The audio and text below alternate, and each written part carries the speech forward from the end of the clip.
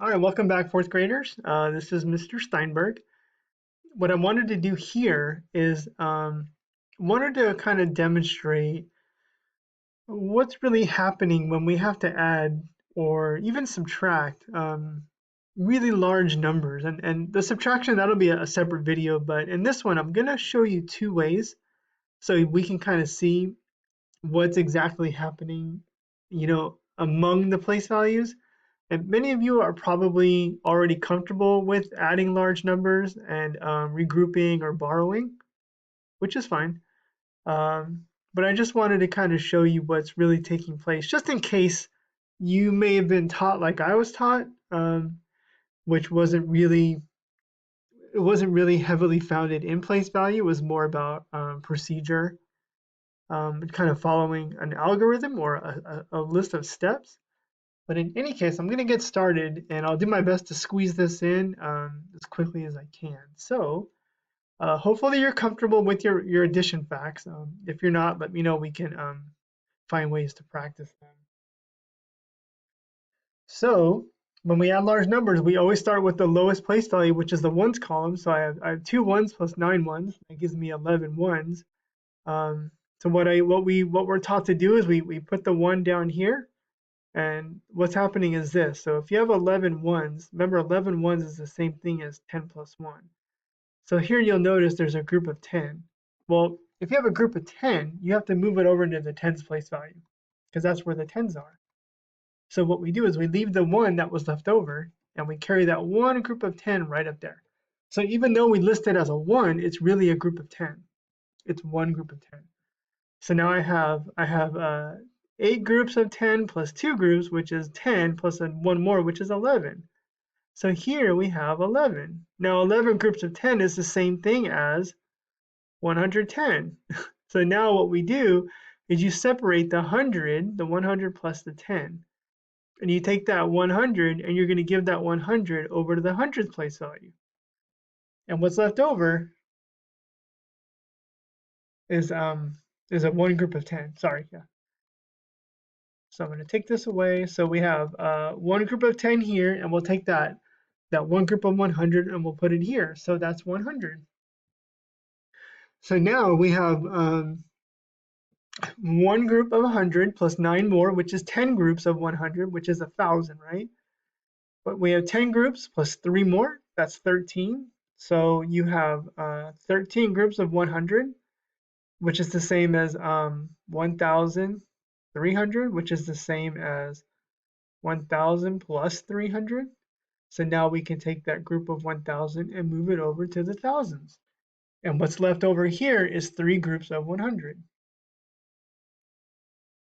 So that's why you leave the 3, and you take that one group of 1,000 or the 10 groups of 100, put them right over there. So now we have one group plus another group, that's 2, and 2 plus 7, that's 9. We have 9 groups of 1,000 or 9,000. Nothing to carry over or regroup. Then you move over to the 10,000s, and we have 5 of them plus 8 of them. That's 13 groups of 10,000. Well, what does that look like? That looks like 130,000. That means you have a group of 100,000 plus a group of 30,000. Since we have a group of 100,000, we can move that group over to the 100,000s. So let me remove all this. Okay, so we keep the 3 groups of 10,000, which would be 30,000, and we take that one group of 100,000 and we regroup it. So now we have one of them plus 4, which is 5, and 5 plus 3 is 8, so we have 800,000. So if you just look at what I have here, all you see is me leaving the number at the bottom and carrying a group of 1 to the place value that's next. But that's not what's really happening. You're carrying groups, right? We're regrouping with groups. So for this one, we carried a set of 10. This one is a set of 100. This is a set of 1,000. And then after we did the 10,000s, we carried a group of 100,000. I'm going to rewrite these numbers in expanded form so maybe we can see it a little bit better. So we have 400,000 plus 50,000 plus 1,000 plus 900 plus 80 plus 2. And on the bottom we have 300,000 plus 80,000 plus 7,000, then 300, 20, and 9. There we go. So we'll draw hopefully a straight line to add these up. All right, straight enough. Okay, so let's add again. So we have 2 plus 9. Now remember, 2 plus 9 is 11, correct? But 11 is the same thing as 10 plus 1. So we found a group of 10. So we can leave the 1, and we can add a group of 10 up here. So now we have 80 plus 20 is 100, and 100 plus 10 is 110. Now again, 110 is 100 plus 10. There's a group of 100. Let's move that over. So we leave the 10, and then we carry that group of 100 right over there. And now we have 100 plus 9, which is 1,000 plus 300, so that's 1,300.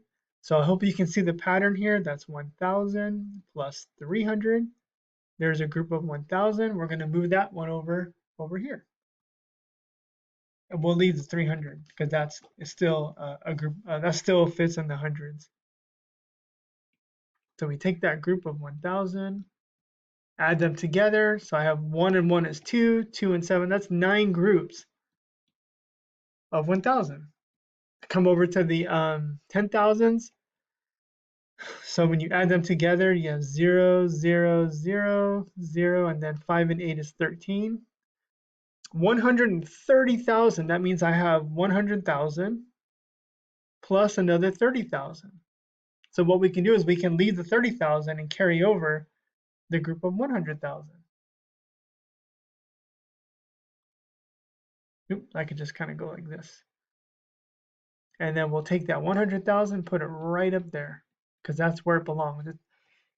A group of 100,000 is the same thing as 10 groups of 10,000. And then we add 1 and 4 is 5, 5 and 3 is 8. That's 800,000 or 8 groups of 100,000. And so you can see we actually get the same result, right? If you write it in standard form, there's 8 groups of that. There's 3 of this, 9 of these, 3 of those, 1 of those, and 1 of those. 839,311. Okay, so that's what's going on. What we're doing is you're taking 10 groups of one place value and you're regrouping it as one group into the next. So that's kind of why the tens place value is 10 times greater than the ones, because it takes 10 ones to make a group of 10. And then it takes 10 tens to make one group of 100. And then it takes 10 groups of 100 to make 1,000. 10 groups of 1,000 make one group of 10,000, and 10 groups of 10,000 makes one group of 100,000. I hope that makes sense. If any of this doesn't make sense, let me know. But keep a lookout. There's another video coming dealing with subtraction. Now, subtraction is very similar, but also, it's the opposite of addition. So the work that we do goes the other way. Rather than regrouping to the left, we borrow and give to the right. But I'll save that for next time. Thanks, everybody, and reach out if you have any questions.